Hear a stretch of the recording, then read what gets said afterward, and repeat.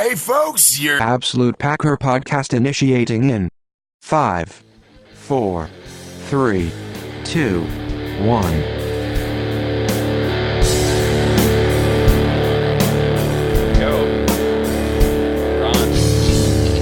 Hello, everybody out there in Packerland, and welcome to episode 9 of the Absolute Packer podcast.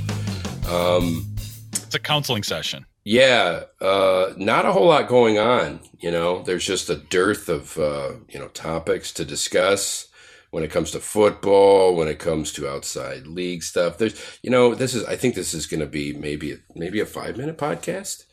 It's over already. We're done. Yeah, why don't we just quit while we're ahead, like Costanza would say. So, all right, we're done. It's off. All right, all kidding aside, there's plenty to talk about.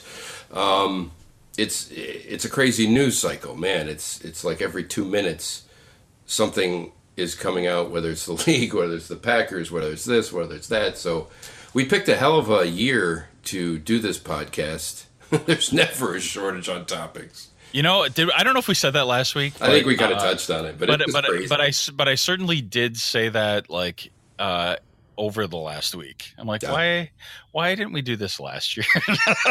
I know part of me's going, this is a good problem to have, but at the same time, I'm like, when does it stop? It's like I feel like I'm drowning sometimes and have this stuff. It's like, whoa, we should talk about this. Oh no, we should talk about that. Oh wait, which one's worse? If it bleeds, it leads. Let's do that. So you just can't. Well, you know what? So I want to be a balanced. Like, I'm a fan. I'm a fan of the Packers. I'm a fan of the organization. I'm a fan of the team. I'm a fan of the players. Like, by and large, I'm generalizing. There's certainly things to criticize, but I feel like, before we started recording, we just spent a half hour basically complaining and pointing out how terrible things are. Yeah.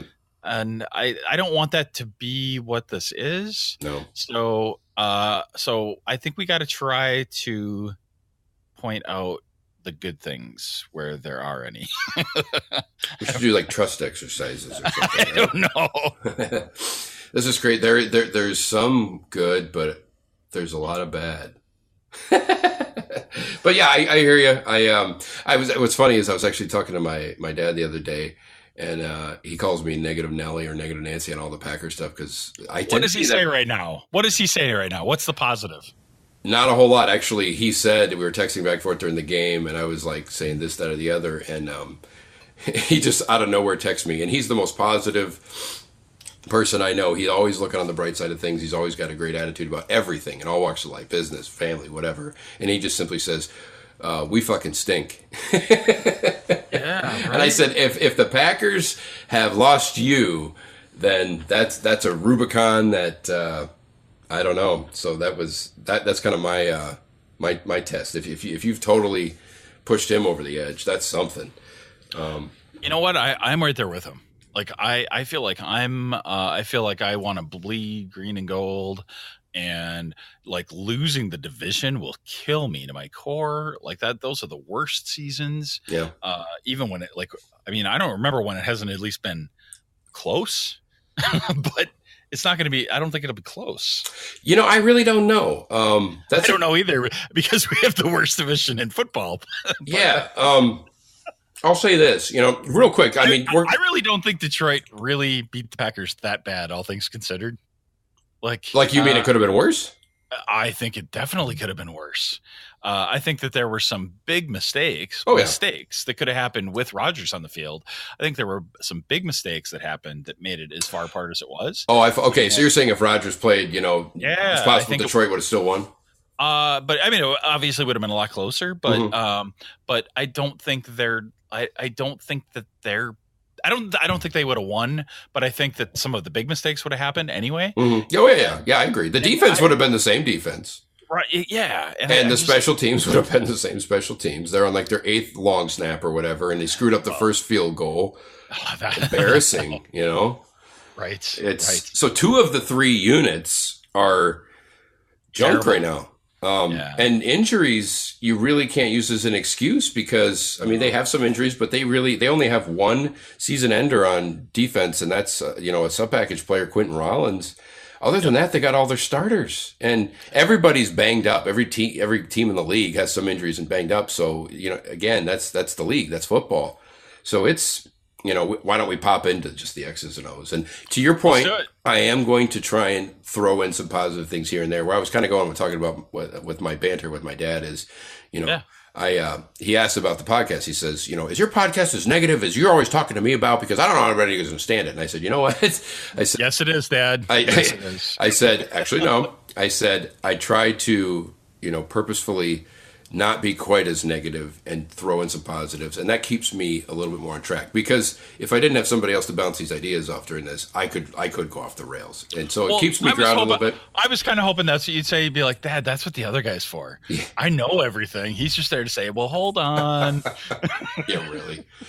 But I do try to, when I'm doing this, to actually, objectively say, okay, take a step back. Yes, and part of me, I go, well, it's reality and I have high expectations, but you still can't go that far. So, with that said, the first sentence I wrote on the notes is the defense is terrible. So that is a bad thing. I think that's your first sentence of every single podcast we've done. Yeah, it's basically the last week it said death, taxes, and Packers opening touchdown surrendered. So, but you know what? I will totally 100% agree with that this week. Yeah. It's what's crazy, and this is what I mean. There's not much else you could say.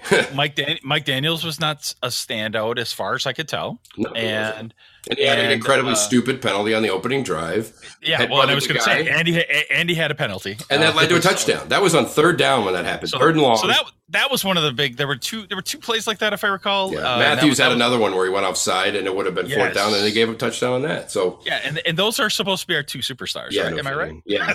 And I mean, well, let's put it this way: the margin of error that this defense can allow is so razor thin. In order to even be competitive, it's crazy.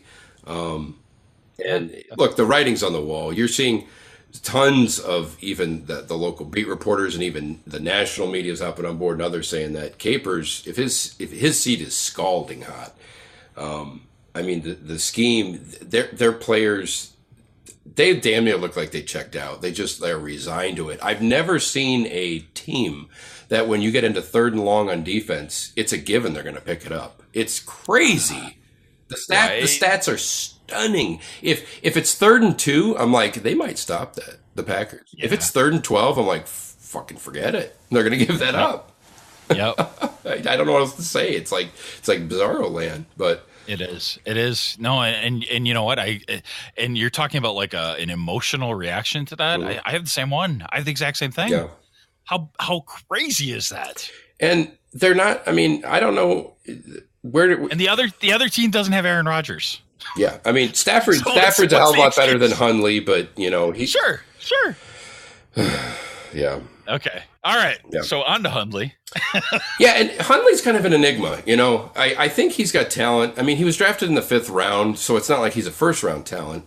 And the book on him coming out of college was that, he was a running quarterback first. He kind of did escape the pocket too early, and he wasn't terribly accurate. So, saying that Hundley has looked bad so far, I mean, is it accurate? He hasn't looked very good, but it's relative to his draft position, his ceiling as a player, and we're still kind of getting that. And I still firmly believe that Hundley is not being helped by his coach.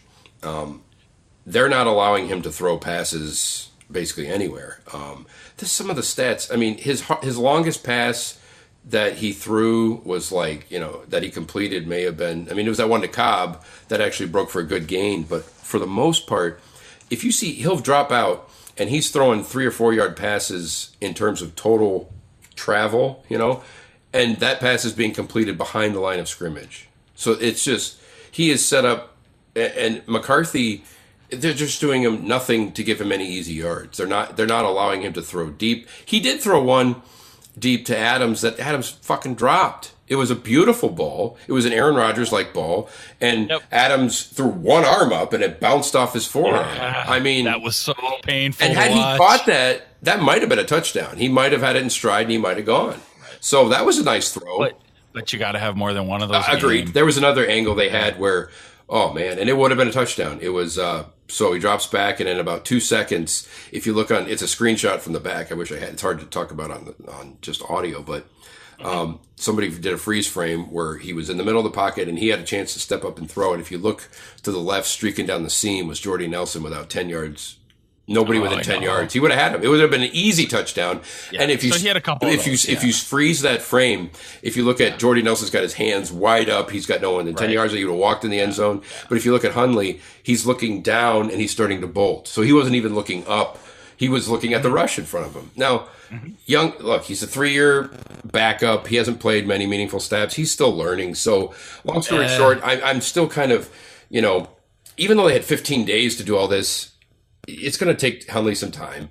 And I just don't see the coach, McCarthy looks like he doesn't trust him, which is not a good look for it. It looks like he just doesn't trust him to throw a ball over 5 yards. And what's he supposed to do now? He's proven that he can't. And he had, so you can say that he only had 2 weeks, but he's had 3 years. And I believe he made some throw. They have to let him. Part of what I'm getting at there is, so the play calling at the beginning, yeah, but later on in the game, I think the quarterback has more latitude to make some of those. I guarantee you, they're not giving him much of any latitude at the line. Yeah. They're not letting him do shit at the line.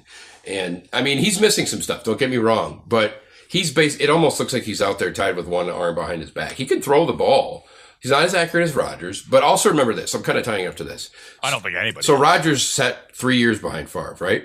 Yeah, what was that's what I'm saying. That's what I'm saying. But what was his record in his first year as a starter? Not great. 6-10. Yeah, the defense wasn't good, and he's better than Hundley. He was better that year, but what I'm saying is people got to remember that even Aaron Rodgers, 3 years behind Brett Favre, a Hall of Famer, much like Hundley behind him, he wasn't. He went 6-10. He had a bad defense that year, so yeah, just temper the some of the expectation on Hundley with that. But again, I don't exactly know what Hundley is. I may not even know at the end of the season. If he plays like this at the end of the season, I'll still be confused. If he goes lights out, I'll be like, I don't know. I just don't know. Right. Well, he's better than what he is right now, but the coaches have to do him some favors and design a better game plan for him. They need to frickin' try and scheme some guys open instead of running 4 verticals all over the damn place. Well, that's always the case. I mean, the play calling is so predictable. It's just I don't consider myself to be a football strategist, and I feel like I 90% of the time I feel like I can make the call as to what they're going to do. It is widely known. I think I might have mentioned this in past podcasts that McCarthy's scheme is incredibly simplistic. He does not use any deception. He lines people up in a lot of static formations and tells the guys to beat their man. He doesn't use seriously, and I'm sure he does. And that is once I can see that would be consistent with his personality. I can see him doing that. Stubborn as an ox. Yeah. In order to be successful with that, it's proven that he needs an all-world quarterback and Pro Bowl wide receivers. If you don't have those things, you can scheme against that, and you need to find ways to scheme against that as a defense against McCarthy. I mean, you need to find ways as a supposed offensive genius to scheme some guys open and get some guys some yards, and he won't do it. Yep. Yeah. I mean, that's true. I mean, there's nothing more harsh on the defense than to have them know what play is coming next and to do it anyway. Yep. And be successful, right? That, exactly. It's coming, but you're gonna do it. Yeah. That's demoralizing, but when you don't have the talent to back it up, you're screwed. And that's where we are right now. Yeah, and you got to do slants, bunch routes. Yes. You got to do crossing patterns. He runs on what they call isolation routes, meaning all routes are independent of each other. They're never crisscrossing. They're never having guys have to pass off and get picked up. Those are elements of deception that he just. Right. I mean, does he never do them 100% of the time? No, but he does them far less than any coach that's out there. It should be different every play. Every 4 plays, that should be completely different mix. And I mean, I don't know. These are professional players. Yeah. What am I missing? I don't know. I think it should be in their wheelhouse to be able to handle that. Now, here's a piece of good news. I mean, it didn't end great for him, but Aaron Jones has been quite a gem of a find. He's been a very positive story this year. I think he's a legit running back. I want to say he was drafted in the 4th or 5th round. Speedy, can get away from guys. He'd been having two solid games. Now, coming into this, game, let's say the Detroit Lions, they were obviously game planning for him like heck, and they'd seen what Hundley can do. So long story short, they're going, okay, we're going to stick 8 or 9 guys in the box at the line, and we're going to say, we're not going to let Aaron Jones beat us. We're going to have Brett Hundley beat us. That's the age-old tale. And that's what they did. And you could be the best running back in the game. You could be freaking Adrian Peterson or Barry Sanders. You got 9 guys at the line. There's only so much you can do. And that's where you need your quarterback to complete some passes to get you the play action game, to open it up. And I made a note here that, Aaron Jones, he didn't start off great. I think he had, 4 runs for like 8 yards. I mean, it wasn't great, but he was relegated to the bench. He missed a blitz pickup, and we didn't see him again until like the fourth quarter. And that's a classic McCarthyism. Like, like that slipped up. I'm glad you caught that instead of me. Yeah, really. Right when it came out. Yeah. The red scare, the green and gold scare. But yeah, he sent him on the bench because he missed a blitz pickup. And again, that's further hampering your own offense. It's stubborn as hell because who are you going to stick in there? They stuck in Ty Montgomery and he did okay, but he doesn't have the speed, the shiftiness. So it's that stubborn, you're not letting the quarterback play much of the game plan. Then you take away the one weapon the team has because you want to prove a point. You can't miss a blitz pickup. No. God forbid other people miss blitz pickups. Ty Montgomery did, and I guarantee Eddie Lacy did here and there. It's just it's almost like this unwritten rule. You're a rookie, you got to do whatever. Well, it's not helping. So here's to Aaron Jones. Hopefully, just having more breakout games and them giving him a longer leash and just letting him. They're gonna have to live with some of those mistakes because he appears to be a dynamic player. So yeah. Yep, and then this was sad. It's not a bad thing. It's just a sad thing. So the starting offensive line of this team, I think I read somewhere, they have played 53 total snaps together as a unit, the least amount in the entire league. And Brian Bulaga in the third quarter tore his ACL. You know what? I can't believe it's that many. Yeah, like I can't think of a time when they were all together. And when you think about it, that's not even a whole game. It's like bits and pieces that make up 2/3 of a game is what it basically means. Sad. Yeah. So yeah, I mean, that basically means, they're never going to have the starting offensive line for the rest of the year. Right. They're going to have a backup guard playing right tackle now, which is another, Ted Thompson's not helping out much right there. So that kind of stinks. And, I personally think that this is probably Brian Bulaga's last year. I think they're going to let him go. He's way too injured. He is a great player, but he's got 2 torn ACLs now. And, I mean, maybe he'll come back. I don't know, but I could definitely see them let him go just because this is the way the league works. And he's just too damn injured, So honestly, I think we should make this rebuilding year already. the tank, should the tank be on?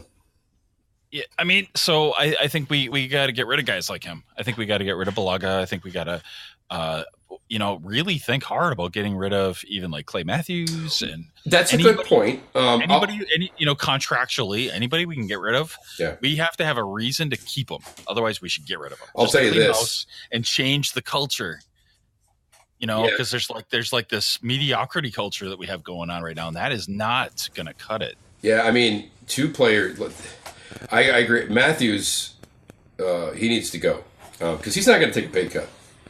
Right, that's what I mean. And his cap number is ridiculous, and I don't know when he can't even beat third string tackles 1-on-1 right now. It's ridiculous. I mean, he's solid. He's good against the run.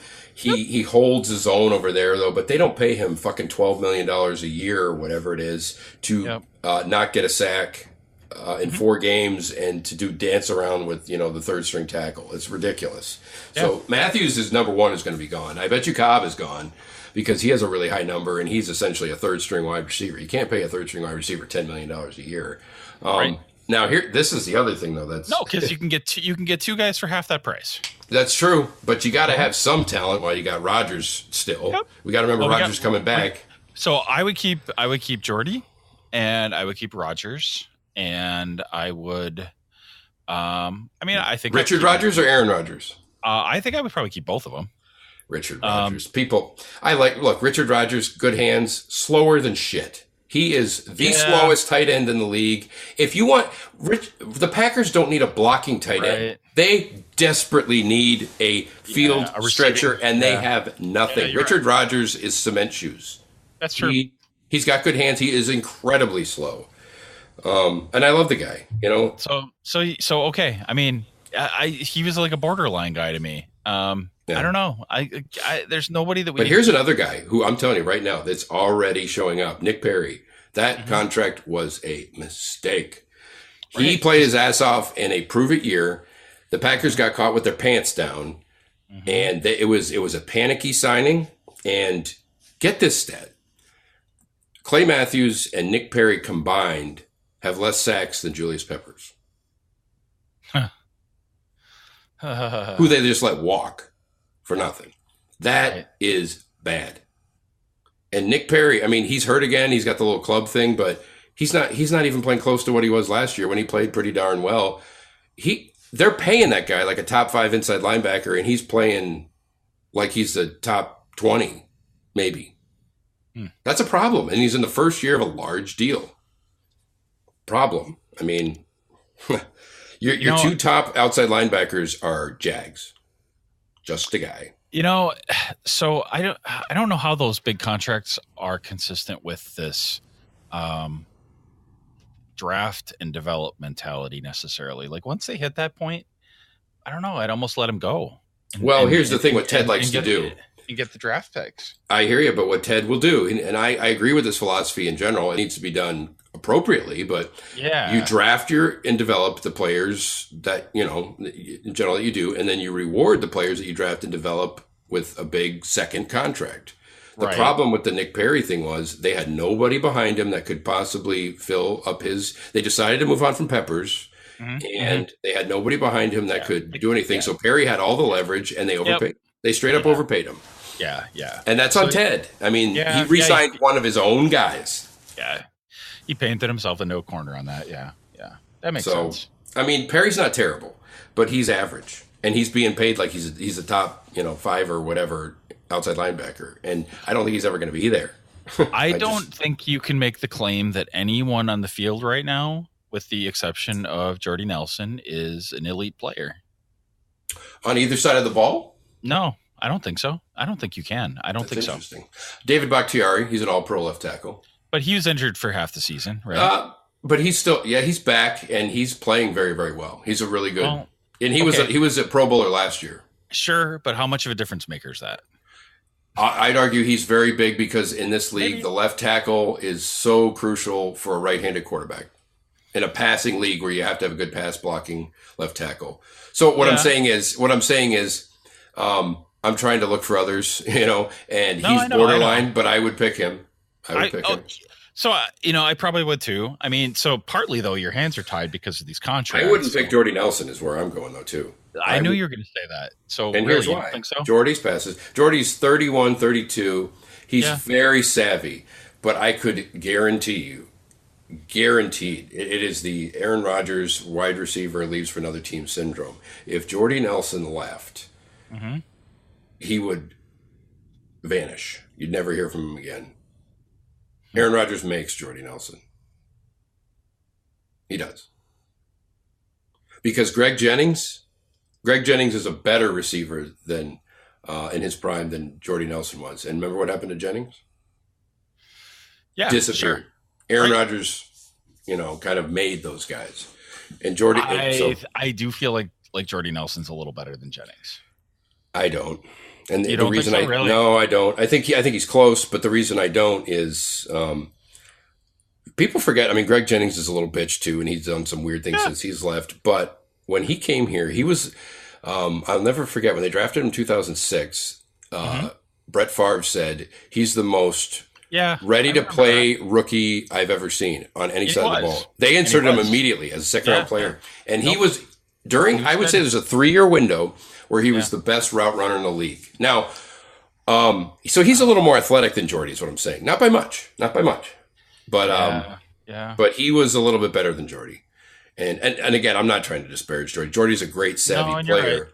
So Jordy's 32. Next year's the end of his contract. And the reason why I wouldn't pick him is his age. And he's banged up. He's torn an ACL. I mean, 2 years ago, 3 years ago, for sure. But So Not anymore. that just sucks for him. So he's like It really, does. he's like at his peak, his prime, or the end of his prime, whatever you want to call Yeah. it. And this year, next year, and Mhm. so like next year is a make it break it year for so many of these guys. Well, I mean, Devontae Adams in a contract year. Aaron Rodgers goes down. His value is going to plummet. Almost feel bad for the guy. But then I remember that he had such a shitty second Yeah, season. you know, but his I don't. hands, I don't think yeah. Devontae Adams is the number one receiver in this league. I think he's a pretty good 2. He's not a true number 1. The reason he's not is because he doesn't have the speed. He's a savvy, quick twitch athlete. He's not Yeah. a burner though. You know, he's just not. But he's a good route runner. He's quick. He's a great athlete. But in order to be a number 1, you got to have some speed, and he just doesn't have it. The Packers don't have speed on either side of the ball. I'll tell you what, I would roll the dice. I would just. They you know, almost have like- to. They almost like- have to. Like you're playing Scrabble and you're like, I don't know, I can get like an 8-point word. I don't know. I'll take the 0. I'm going to trade my letters in. Yeah, I hear you. You know, like I kind of just have that feeling right now. I'm like, we're not going to win this year. No, I Like, agree. I mean, that's Like, bad. no, I mean, there's like if somehow we back into the playoffs, that's almost worse. You know, it's I agree, because you're going to get like a mid-round pick, and that's not going to get you much. Right. Well, and you have another opportunity. You have another game for injuries. Yeah, no kidding. Jeez, Louise. That's You know, what like it's I come don't to. like I don't know what we get out of that. We get one more game. It won't be at home. We have to look at it this way too. And then look, people aren't going to want to hear this, but Aaron Rodgers' injury exposed the entire regime. And had he not been injured, they weren't winning a Super Bowl with Aaron Rodgers this year. Right. Ain't happening. That fucking defense ain't Right. happening. And that special teams. Right. And that's Ain't where I'm happening. coming from. That's where I'm So coming they from. I'm like, needed him to get injured almost so that people could see, my God, look at this. We have to blow this up. I know this is one of the bottom 5 teams in football, not one of the top 5. I mean, they're like approaching Browns level without Rodgers. That's how bad the rest of the whole freaking team is. there's the Giants, there's San Francisco, Yikes. there's the Browns, and I don't know. There's the Packers somewhere in that mix. I don't know. All right, let's move on though to the fun sure. stuff. Yeah. Not really fun, but our favorite now ex-Packer, Martellus Bennett. We should have had a special episode for this. No kidding. I got to say, just flat out that, this is one of the weirdest things, episodes, just sagas that I've ever seen in Start any to team. finish. It's Start so to odd. finish. Yeah. It's Yeah. so odd. And what makes it odd more than anything to me is that for a team that is, generally the roster and all that, Ted Thompson controls the roster and he hired Mike McCarthy, to have this happen to a team managed by Ted Thompson is so odd. It's just, so everybody knows what happened. Most of the stuff that's happened with Martellus Bennett. I have a timeline here, and that's just for reference for me. He got cut. He looks like he faked an injury. It looks like he weaseled his way out of town because when Aaron Rodgers went down, he quit on his team. He knew he wasn't going to win, and then he could go to a place where he did, which is the Patriots, who picked him up. So that aside, And he was practicing. yeah. The weirdest thing that happened, I don't know. Did you see his Instagram feed today? No, but I saw that there was a thing. I saw that. I don't know what it was, but I saw that it was a thing. Martellus Bennett went on Instagram, I think it was around 3:00 today, to kind of quote tell his side of the story, which is basically a lot of expletives and throwing the Packers organization on the bus. But this is the one thing that I was stunned. I was absolutely stunned. Like knocked me over the feather. He called out the Packers physician, Pat McKenzie, by name and basically called him an MFer. Really? Yes. And Pat McKenzie, you don't do this. I don't care if you're Packers or whatever. You don't do that kind of stuff. He basically accused him of malpractice. And what's great was, this is something that I actually liked and it kind of warmed my heart a little bit, if you will, was all players went to Twitter and they all rallied around Pat McKenzie. Jordy Nelson, who never is on Twitter, released a statement about how much he likes Pat McKenzie and what he's done for him. Past players, John Kuhn, who's not even in the league anymore, I don't think, said the same thing. Jermichael Finley, who's very polarizing and very, he said a lot of disparaging things about the Packers, came to his defense. And he's a tight end, I'm sure he knows Bennett. So that was good to see. But it's just, he basically insinuated that Pat McKenzie said, there's some damage in there, but you need to play through it. And anybody who knows the Packers, I've talked about it, just in principle.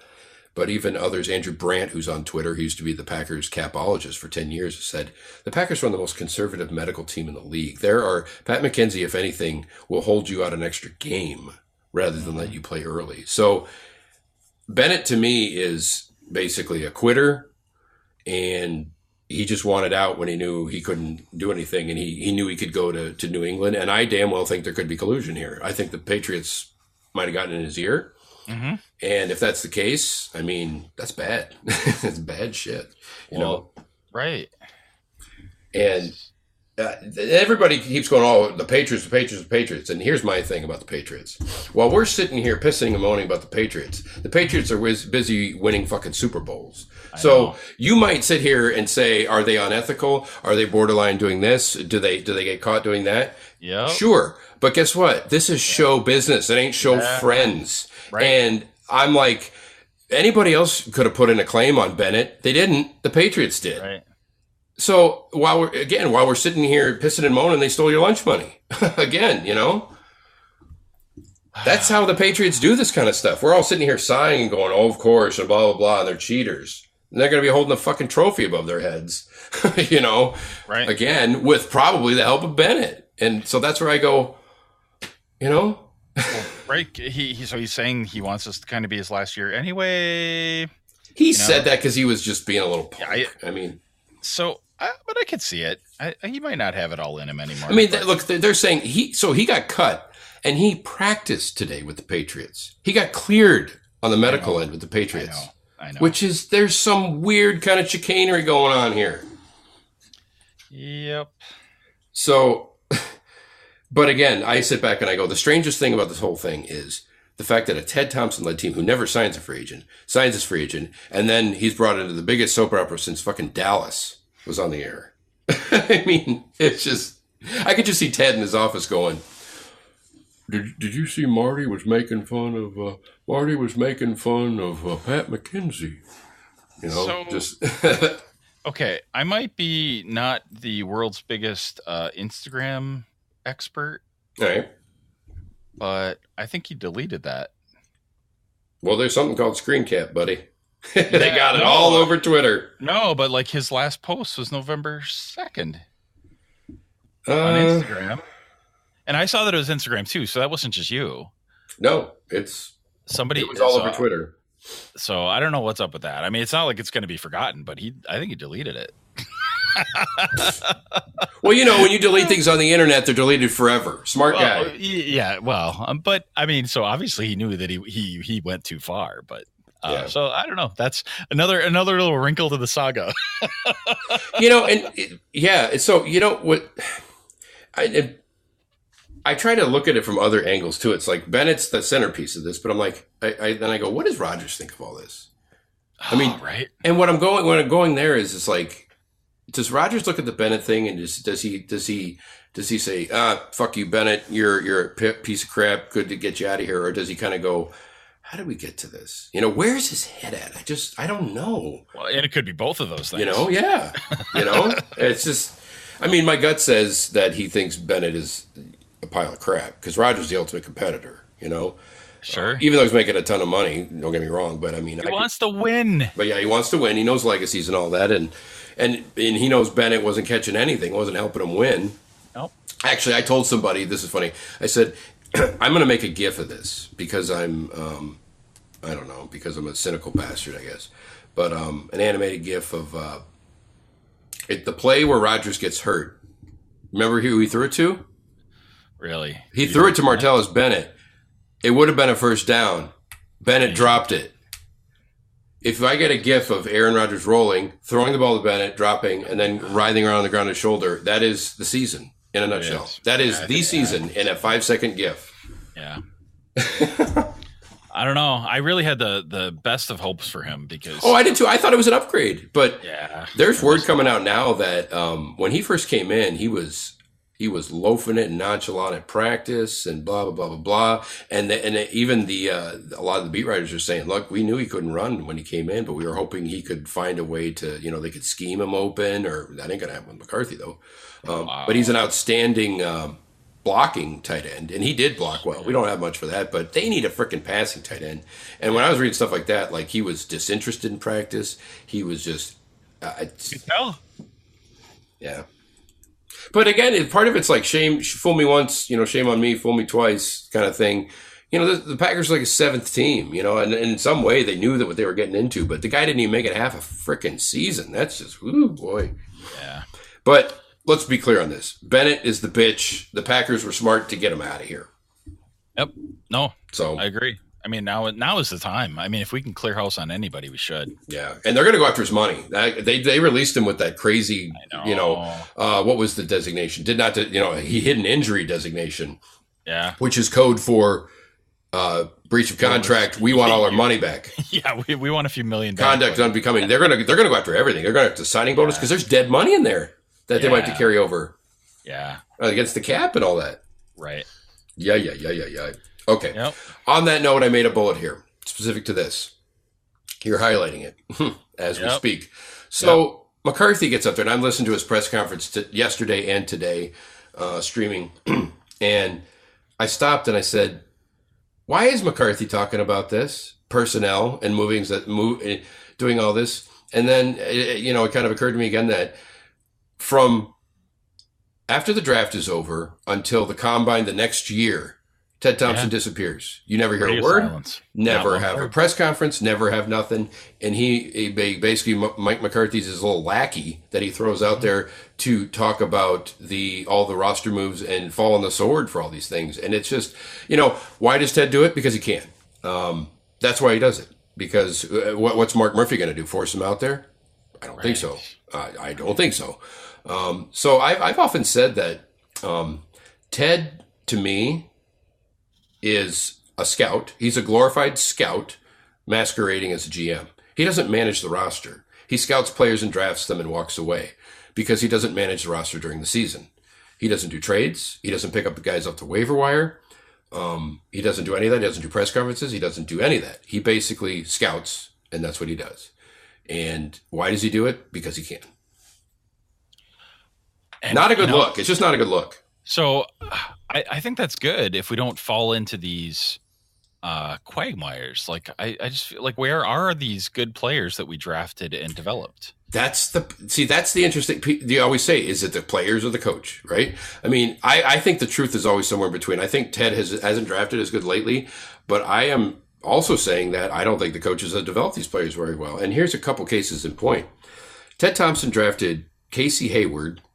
He also drafted Micah Hyde and somebody else I'm missing. But those two come to mind really quick. Casey Hayward barely started when he was here. When they let him go, he became a fucking Pro Bowl cornerback for the Chargers, and he could barely get on the field with the Packers. That's right. That is insane, and that is more, to me, on coaching and developing than it is Thompson, the player personnel, because he drafted a good player. And then Micah Hyde, same thing. Micah Hyde was drafted, I want to say he was drafted in the 5th round. He's leading the league in interceptions. He's going to go to the Pro Bowl for the Bills. And they let him walk. They didn't even give him an offer. You got to be kidding me. I mean, that's on coaching. They're not finding a way to get him on the field and developing him. Now, does that happen with other teams? Yes. But those two players went on to become Pro Bowlers. They weren't just decent players. They went on to become Pro Bowlers, and they could barely get on the field in the right position with the Packers. That's coaching.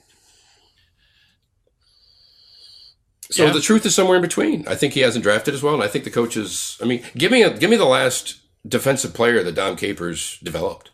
Yeah, I don't know. It's getting hard to defend that. No pun intended. I like it. Good job. Yeah. Good job. Good effort. I worked on that all week. Nice. So it's like this critical mass of, you and I talked about before we went on, we were just talking about notes that, and some ideas that, look what's coming up on the horizon after this season. Ted Thompson's going into the last year of his contract in 2018. Mike McCarthy's going into the last year of his contract, 2018. Aaron Rodgers is in desperate need of getting extended because his value or his cost to re-up goes up by the day. And behind all that is Mark Murphy. And if they end up going 5-11, or they have a losing season in general, he's got a big decision to make, because when Mike McCarthy comes up for his extension, he's not going to be a lame duck. Neither is Ted Thompson. That's just not how the league and how these things operate. They want some sense of security. Mike McCarthy's going to demand, he might be the highest paid coach in the league. And right now, he doesn't look like he deserves any of that. Ted Thompson's probably going to want a 3-year deal, maybe even a 5-year deal. I mean, all this stuff's coming to a head. The big Rodgers contract, the negotiations potentially to re-up McCarthy and Thompson. Man, it's interesting times. Yeah, I mean, the entire organization's a fraud. We were led to believe that Ted, Mike McCarthy, and Tom Capers knew what they're doing.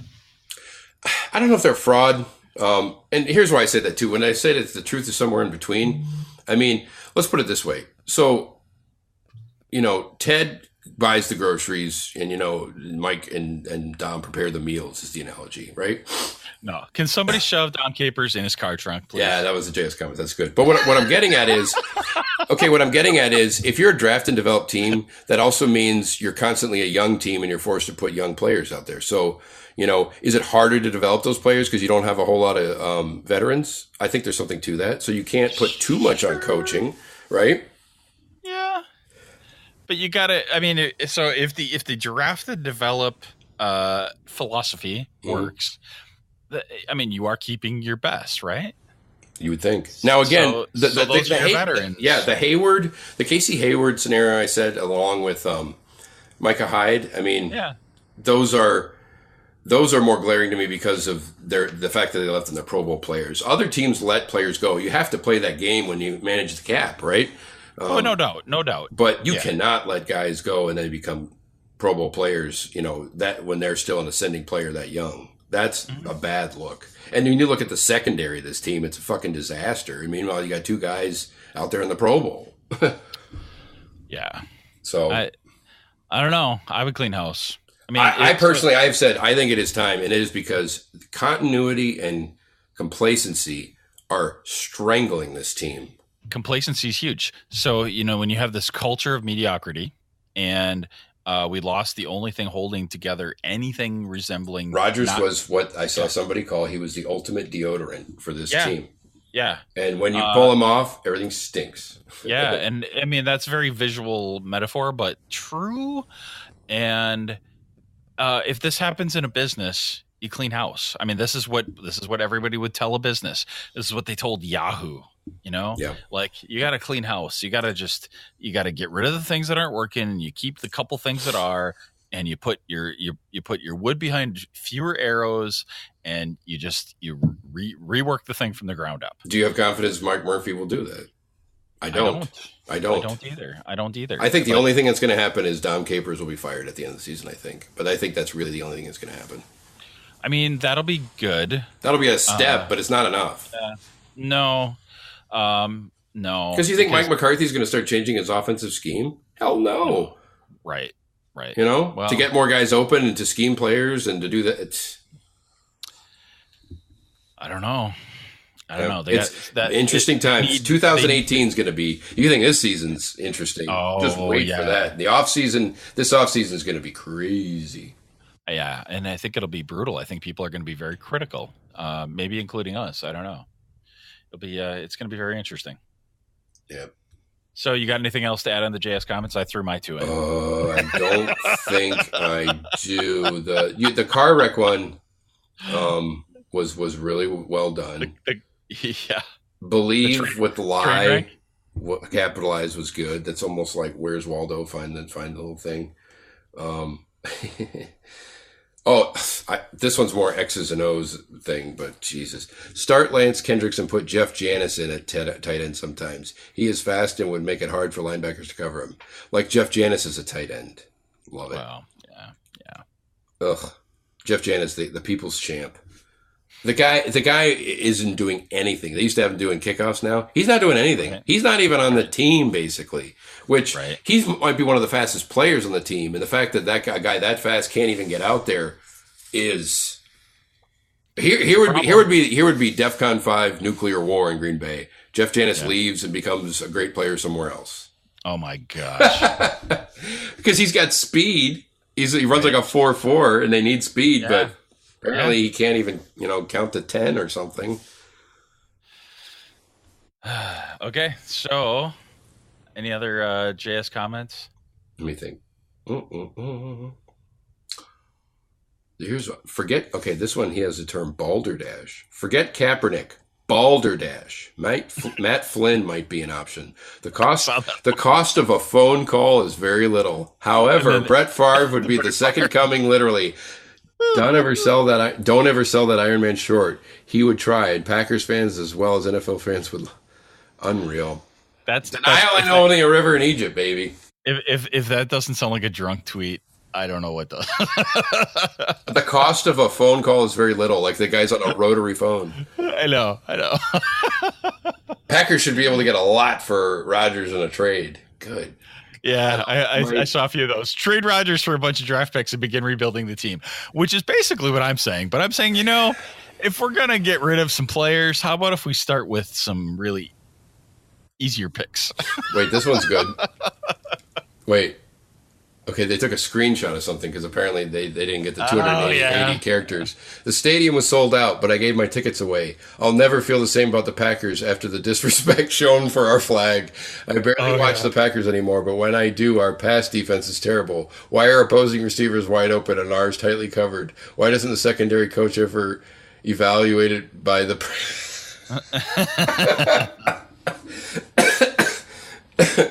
Oh, man. That's funny.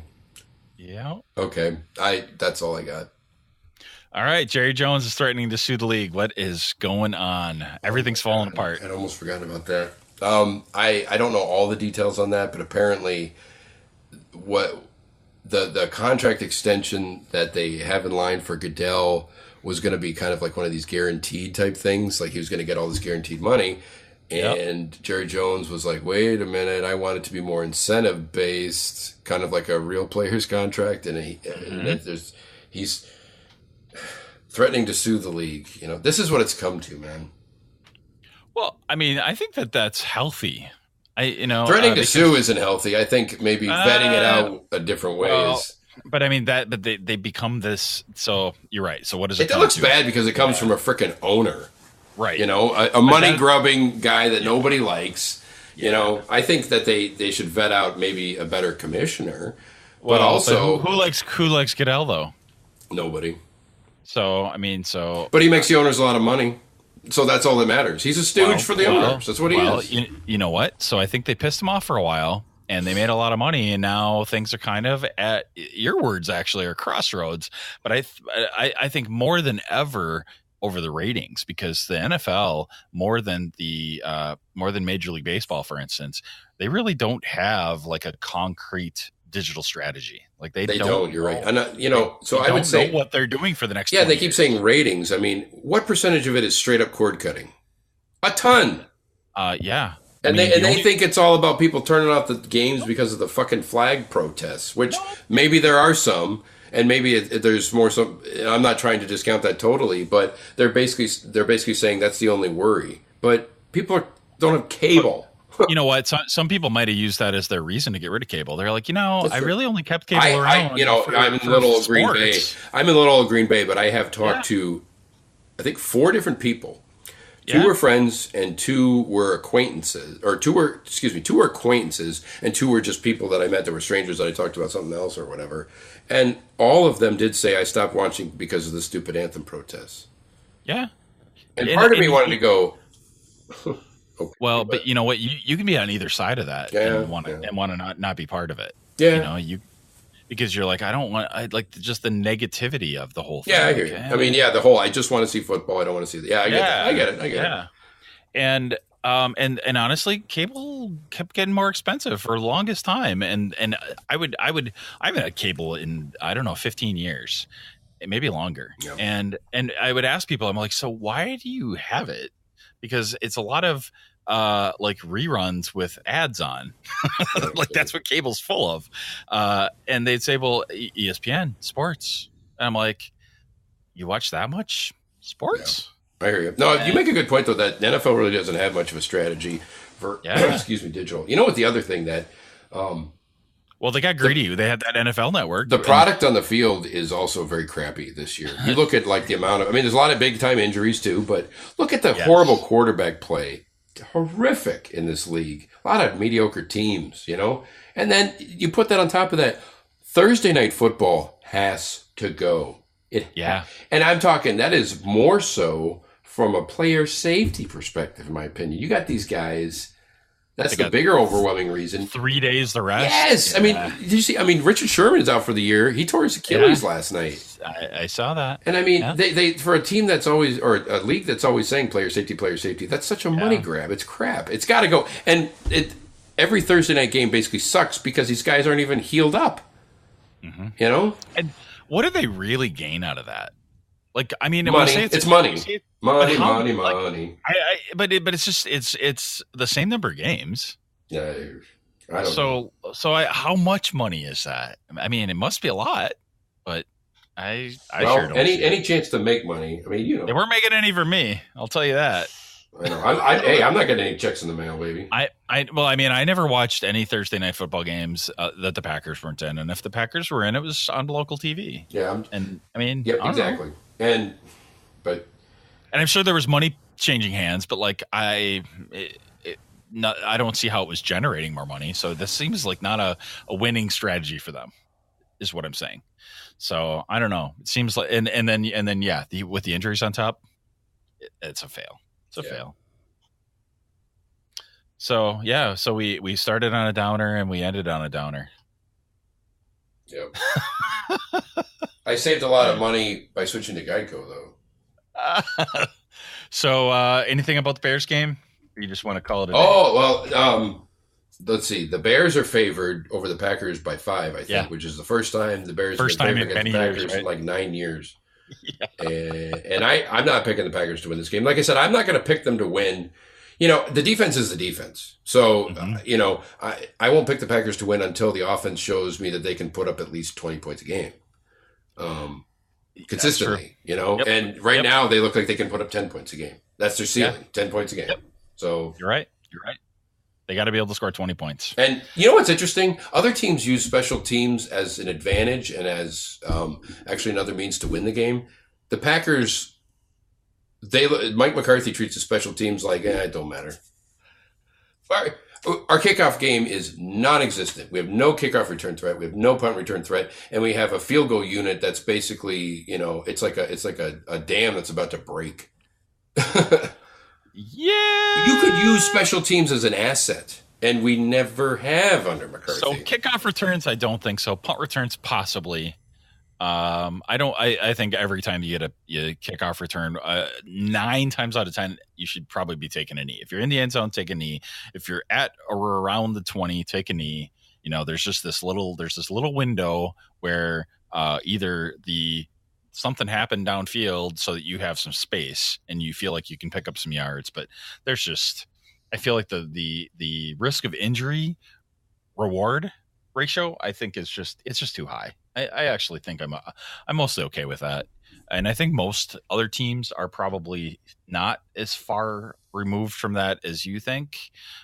Maybe strategy wise, now talent wise and coaching wise, there could be some differences. No question. I still say I don't like the attitude that McCarthy has about. I have a bigger problem with the being aggressive earlier in the game. I mean, you know, like I said, special teams, if you break it down into, you know, buckets, it's not the exact same percentages on the field all the time, but 33%. And it's not a difference maker ever for this team. It's just there.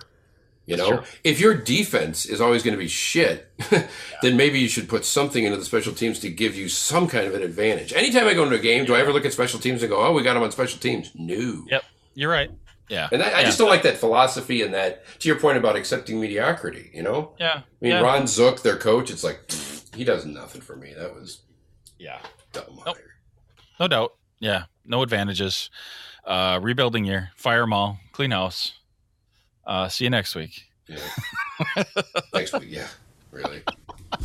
All right. Yeah, so I'm not going to give a score prediction, but I'm with you. I think, Detroit, if Detroit didn't win, they were frauds. And they did, and it was fine. It was about what I expected. That game was what I expected, actually. Yeah, it was. Yeah, overall. But they're not superstars either. But the Bears, I don't think are superstars, and I think that this one could be closer. They're favored, but it's not ridiculous. A mistake here or there on the other side could matter, but we make mistakes too. So it'll be interesting. Yeah. So that's all I got. I will say this. I'm going to end on this note. No matter what happens, no matter what the condition of the team or whatever, I watch every game. Yeah. Always do. Oh, yeah. Yeah. I'll be watching it. Yeah. I bleed green gold. It's just how it is. All right. Go back, go. Go back, go. Podcast.